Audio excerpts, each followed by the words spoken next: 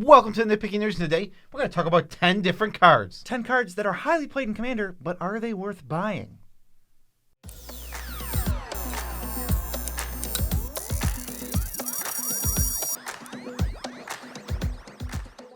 I'm your host, Joe Cherries. I'm your host, BZ, and that makes us the Nitpicking Nerds, bringing you daily content. If you want to support the channel, the best way to do so is patreon.com. You can go find one of the perks that's right for you, and then you'll get to support the channel. Directly. Also getting perks. There's also a TCG player link in the description below where you can spend no extra money. Go buy the cards you want. If you navigate it by starting with that link, guess what? You're supporting the Nitpicking Nerds, and we would appreciate that a ton. Wow, that would be amazing. So let's get right into the video and tell them what we're doing. Yes, we are looking at 10 different cards today, and we're going to tell you, in our opinion, if they're worth buying. Now, I want to start with some caveats here. Obviously, this means you have a deck where this card is good, it's functional, and it fits. We can't tell you when the card is functional for your deck because we don't know all of your decks. Also, we understand budget is different for everybody. When we tell you a $9 card is worth buying, if you are on a $10 budget, it probably isn't worth buying. Yes, so with all that said, let's get into the first one submitted to us by Doofer Poofs, which is my favorite name ever. It's Lithoform Engine, sitting at $9. Lithoform Engine is a big, splashy, cool card. There's no doubt about that. It literally copies spells, triggered abilities, activated abilities, all kinds of things you're just able to copy, and that's really cool. Now, is this card good? That's questionable. It does have some great combos that definitely make it worth playing at times, but most decks don't need this card at all, and I think it's just a trap at $9. For me, I'm on a solid no. This is just like the Helm of the Host of artifacts that do this. I mean, it's 4 mana, and if you just want the copied, the activated ability, there's other cards that do that. There's like, I'm thinking Strionic Resonator, I'm thinking Rings of Brighthearth that don't even cost 4. Just forget the extra little frills on it. I'm really not a fan of this card. I just think it's so clunky and slow. 6 mana before you get your first ability copied. That's not going to be worth a card, and you're just going to have to take turn after turn until you get your value back. Yeah, agreed. I think it's not worth that $9. It's super cool. I don't fault anyone for ever putting this in the deck. Commander is about playing the cool, splashy stuff, but for a power level perspective, no, I don't think it's worth $9. Well, we're treating this as like you walk up to us and you say, "Hey, BZ and Joe, is Lithoform Engine worth buying at $9?" And I'm saying no. Yes, agreed. Next, Noob suggests Agent of Treachery, which is $6, and this is an easy yes for me. You got the deck to fit it in. We already talked about that. That's what this whole thing is about. $6 for Agent of Treachery. This card is a house. As soon as you flicker it once, it feels like you're cheating because this card is so good. Yeah, they never really have put this on a creature before. Just steal a thing. No caveats, nothing else. There's actually more upside on the card if you steal more things. This card is fantastic. In a blink deck, it's going to be your top end that makes people wish they were dead. This is such a good top end. Like, this is a 7 mana card. And in the decks that are blinking it and taking advantage of its ETB, oh my god. It is just absolutely worth the 7 mana every single time. My Amanatu deck plays this card. You slam it on 7, it's never 1 ETB. Oh, you play this card in that deck? No, I have not seen it. Oh, absolutely. Agent of Treachery, steal one of the best things, flicker it, steal the next best thing. Oh, this card is so hard to beat. I found my least favorite card in your Amanatu deck. It's so good. How can I not play it? Stupid Magic cards. Very, very good. Number 3, Jake Eker suggests Sword of Feast and Famine, which is sitting at $61. Yeah, I want to say one thing. People have suggested swords for a while for this, and it was tough because I didn't want to do all the swords. No. It's tough to put them all in a group because obviously it's different depending on what sword. So we'll just take Sword of Feast and Famine here as an example. $61. No, it's not worth it at all. Personally, you really got to have the budget. Like, I mean, a real budget where you can afford to buy basically what I would consider probably your 95th card. Okay, this is probably the 95th card in some list. And you have $61 to throw at your 95th card. But I don't understand. Like, what deck do you have so much money to spend on that isn't going to start trending towards more competitive? And if the more competitive you get, the worse this card gets. I don't think the swords are like anything special. I definitely don't think they're these auto-includes that people seem to just like jam them in every deck. Sword of Feast and Famine is probably the best one. And I have no interest. Yeah. I just not, especially for 61. I am out at 61. Agreed. I am absolutely out at $61. I don't want to purchase this card. This is a card that if I have it, I'll play it. But I'm not going out of my way to spend $61 on a sword. And I know swords are beloved. They're one of the coolest designs Magic's done. But $61 is so much money. You can buy a brand new video game for $61. You're never going to get it paid back. It's never going to pay itself back for $61. It's nice to untap your lands, but there's budget ways to do that, even if you feel like untapping your lands specifically. There's some decks that are like equipment decks or like extra combat infinite things that you want this. It's like 1%. I do not think most decks need to play a Sword of Feast Famine. Oh yeah, I love if your commander has double strike. I love building swords. Pretty sweet. Because that's sweet. It works so well with double strike. But yeah, obviously $61 out. Fire and Ice is my personal favorite. Yeah, it's really cool. I mean, it's the most wheel spinny. That's why. Yes. Next, Dog Spoon, great name. Suggests Strip Mine at $14. We've talked about Strip Mine on this channel in the past a lot. I feel like recently it hasn't come up as much. This is a card we put in almost any list. If we can afford a spot and it's not going to affect the mana too negatively, Strip Mine feels like you just want it in every single deck. You want to be able to answer those Cabal Coffers, those Urborgs, those Gaia's Cradles, Nykthos. There's so many great utility lands on top of those ones that produce mana that you just want to always have a Strip Mine. And $14 is not too high of a price tag. Yeah, this is the best land destruction land. I don't think it's really that close. There's Wasteland is like the next best. And then there's like Ghost Quarter, and then it falls way off with like stuff we hate, like Field of Ruin, which I would just never play in a bajillion years. But Strip Mine, I thought it was more expensive than 14. I almost my opinion on this used to be, yep, it was like $25. You have to have one. Like if you want to seriously like equip your deck to deal with anything, you have to have a Strip Mine. It's the best land destruction land, 100% yes. This is the old, the one that's worth $14. Most of them are worth a little more. The $14 one is the white bordered, ugly one.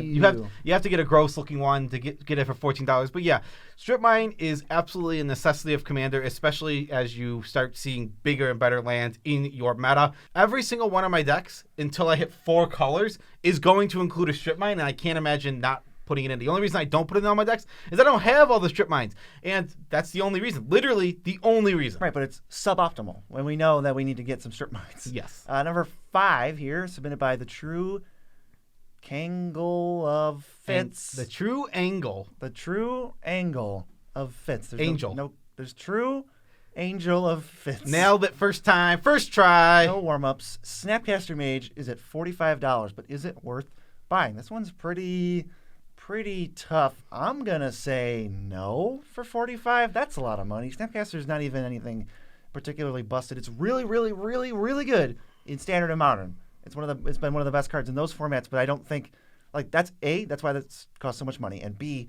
we can't take that into Commander. We can't leave that baggage aside. It's only okay, and there's, like, identical replacements for Snapcaster. I do think it's better than okay. We've talked about in the past, like, the difference between a regrowth and a eternal witness, how that is such a huge gap. Now for here, we don't have a mana gap. It's basically mission briefing to Snapcaster Mage is the comparable thing. Snapcaster is that much better. It is a lot better. $45 is a hefty price tag, but I do think if you have the decks, like again, the caveat from the beginning, you have the deck that truly wants a Snapcaster Mage, it is worth $45. It performs very highly. What deck would that be? For me, it's a very like focused and good Spellslinger list. Maybe mono blue, blue red, something like that. But not Blink. No, I'm not a big fan of it. In Blink, I want to have as many options as possible, which is why I like it. I love it in Spellslinger, where it's like I have 7 different options. Do I need to counter something? Do I need to draw cards? Do I need to do this? It just becomes a Swiss Army knife as the game progresses, and all you have to do is play the game to fill your graveyard. Right. So if you're a Spellslinger deck, though, you don't really care about the ETB, and Mission Briefing is a spell, and it surveils too. Wouldn't that just be better? It's so tough because creatures get bounced, creatures die, and you can usually do things with creatures even in a Spellslinger deck. Yeah, but the added bonus of Mission Briefing is a spell, and it fills your yard more. See, for me, it's Spellslinger. I'm just going to Mission Briefing. I'm just going to say no on Snapcaster Mage at $45. Sure, and I'll say yes. But yeah, this card, there's definitely a discussion to be had about Snapcaster Mage. It does have a lot of it does have a high ceiling. I just love the creatures. Like Cyclonic Rift is such a card that runs around this format that even just that, like that little thing, makes me feel like this can just oh my god. Well, how about this then? I mean, Mission Briefing can overload Cyclonic Rift and Snapcaster can't. There's your Cyclonic Rift fact that counters your Cyclonic Rift fact. Fair enough. So I'm saying yes, BZ's saying no. The nerds are split on this one. There can't be we've reached an impasse. I know. So we'll have to move on to Prototype 48 suggestion, which is Mana Reflection at $10. Now, 2 years ago, 3 years ago, this would not have been a discussion. Mana Reflection was $20, $25, and we would have said, no, for sure. 110% no at like $20, $25. $10 is a lot more interesting.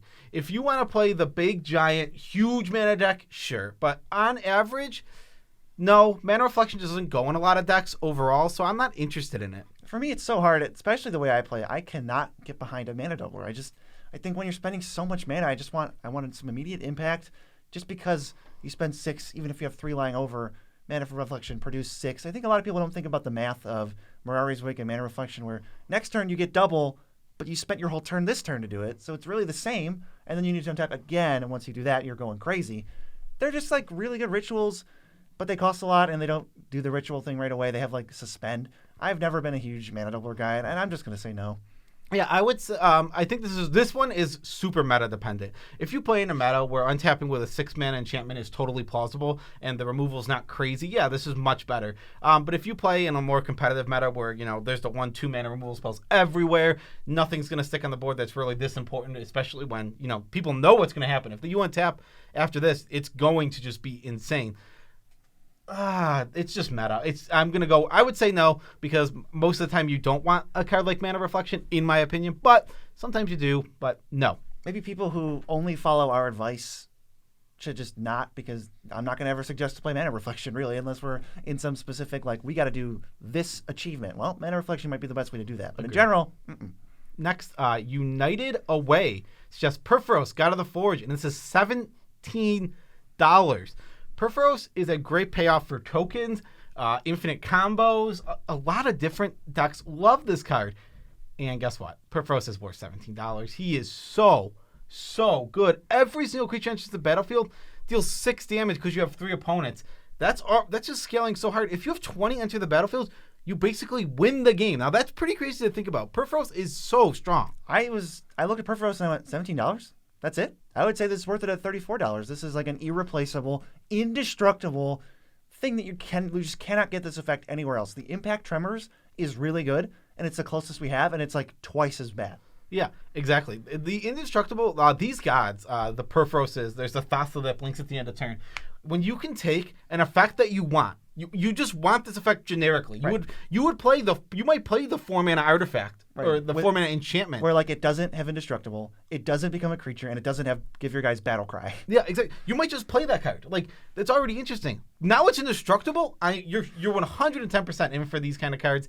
Love Peripherals. I think I'll just give Thassa a shout out because I think that card's just great because you just throw the indestructible onto your Conjurer's Closet, the fact that you kind of want anyway. Yeah. Okay, I'm in. Peripherals ends a ton of games. I've seen a bunch of even like on camera like YouTube games where someone plays a Peripherals, and if you want to be cynical and fast forward the whole game, it's like nothing really mattered because nobody answered Peripherals. You were going to lose anyway. Peripherals is sick.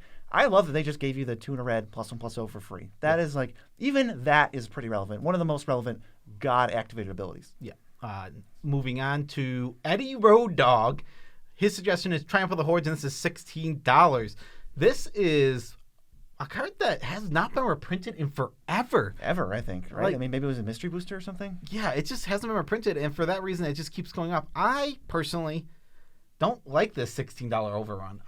I mean, it is unique in that you get the Infect wins, and it provides something different, but I don't know. I want my overrun effects to go really crazy. I want to give my guys, I want to play Overwhelming Stampede compared to this card, and I want to just absolutely make my guys so big that it's not going to matter. So it says your creatures get +1/+1 and then quadruple their power, right? That's basically what it says. But it also says only this combat matters, and after that you didn't deal any damage because you're not going to get too much more Infect unless you're some dedicated Infect deck. But obviously, that deck doesn't even play this card. This is only good if your deck isn't a dedicated Infect deck. Yeah. Because it gets worse. You just play Overrun at that point because that's Triumph of the Hordes, but better. Yeah, exactly. I don't think Triumph of the Hordes is the card that people think it is. I think it's a fine Overrun if it was like $1. Be a good budget card. I'd be like, a budget card? Yeah, I'm in for Triumph of the Hordes. Nah, we're not on a budget. We're talking about a $16 card here. I'm not interested. Yeah, when we can access Craterhoof and Overwhelming Stampede, which are probably my 2 go-tos, maybe Finale of Devastation is like, not Devastation, Finale of whatever the green one is. I think it's Devastation. That might be like your tertiary Overrun, but I'm just never going to Triumph of the Hordes. It's too unreliable. At least with an Overrun in the mid-game, if you're not going to end things, you can take out like a person and a half or something. But I don't see that happening with Try for the Hordes. Nope. Yeah, exactly. Moving on to the 9th one on our list, second to last. Watchmen suggests a newly unbanned card, Worldfire, at $8. This is so simple for me. It settled to $8. It settled to $8 after that huge spike. It was like $45. I know. I think this is so simple. One, I don't think this card is very good. It's 9 mana. It doesn't end the game, actually. It puts everybody in the same position. You have to have done something before this to set up for this. I think it's not that great. And because you have to jump through all the hoops for a 9 mana spell, I'm not interested. Add on the fact that this is one of the least fun cards ever printed for Commander, and I'm completely out for $8. I'm not even close to wanting this one. I just think it's a no. You're not going to be able to find a deck that this goes in unless you specifically start with the goal of, hey, I want to build around Worldfire. In that case, yeah, you probably need it to build around it. I can't really imagine a deck this goes in. It's not really an archetype that exists, and I don't think you need it. If you want to completely wreck people and still win the game, you can just play like Decree of Annihilation, just cycle that bad boy and win that way. Yeah, I think I will say this card, I think just there is no reason to ever unban it. It is a miserable Magic card that nobody wants to play against. I would like to. I wonder if there's a way to simulate Worldfire. You can just start a Commander game. You just so you shuffle up your 4 decks, right? And then you say, we're all at 1, go. Everyone exiles the top 25 cards of the library. Oh, yeah, you got to just take a chunk of your deck and just put it into exile. Then you say go and see how long that game takes. I would be interested in that because I'm not sure how long that wouldn't even be fun. No, it'd be terrible. I mean, I want to know, but I want to experience at least a couple times what a Worldfire is like resolving. Yeah, Worldfire is a miserable Magic card, but unrelated. I just think you just don't need to buy it. Yeah, I digress. I think it goes right into it because it's already. I don't think it's good, and I don't think you should buy it based on power. And then on top of that, it's miserable. Stay a million miles away from it. But because it's not very good. I agree. Next, J Fluffy. This is the last one. Suggests Cloudstone Curio, which is shockingly $50. This card has not been reprinted. It's been reprinted only as a masterpiece, and that's it. And then we have the original printing. Oh wow. My goodness. This card was so good. This is part of Nitpicking Nerds, Critical Mass combos. There's probably a Cloudstone Curio involved. You want Ore Shards, Alurin, anything has a cast or ATB trigger like Beast Whisperer, like God Eternal Ketra. We're going ham with Cloudstone Curio. I play an infinite 1-drops in this deck. Elves loves it. But yeah, it's so hard because are you playing a semi-competitive, not semi-competitive like CDH, but like a Nitpicking Nerds, high-powered deck that can do this? If so, I'm going to say yeah. This card's pretty nuts. It is definitely a nuts card, 100%. It's so. What makes this so hard for me is, we did mention in the beginning, you have to have a deck specifically for this, but this is a niche card. Yeah. It does not just slot into any deck, and I will say one thing about buying these cards overall is this is just something I take into consideration, is can I use this in our deck? If I build a deck and then throw Cloudstone Curio in it because I built the deck that wants it, if I take it apart, is that Cloudstone Curio going to rot in my binder? I think, it's probably still worth $50 because realistically, the decks that do want it really, really want it, and it is an absolute powerhouse.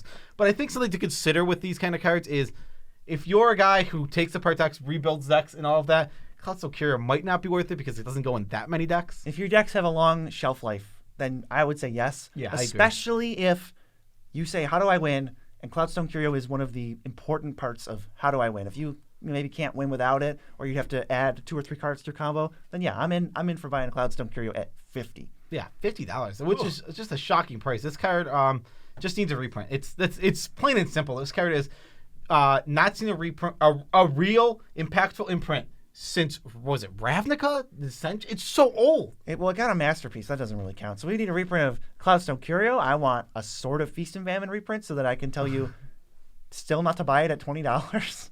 I'd say buy it at $20. I mean, maybe, but it doesn't matter. That's not the world we live in. We don't need to talk about hypotheticals. But that is our video. Special shoutouts to every single one of our patrons.